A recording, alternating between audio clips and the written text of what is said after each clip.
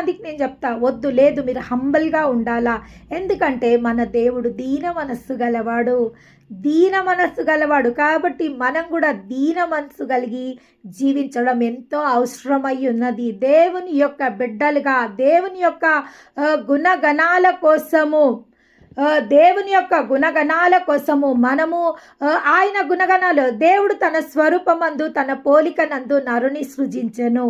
Yes, ఆయన పోలికలో దేవుడు నరుని సృజించిండు.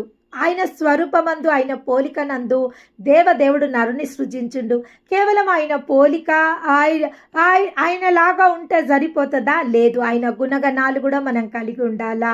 ఆయన యొక్క వాత్సల్యత, ఆయన యొక్క కరుణ, ఆయన యొక్క దీన మనస్సు, ఆయన యొక్క క్షమగుణము, ఆయన యొక్క దయాగుణము, ఆయన యొక్క ఓర్పు, ఆయన యొక్క సమస్తాన్ని ఎప్పుడైతే మనం కలిగి ఉంటామో నిజ రూపంలో మనం ఆయన బిడ్డలుగా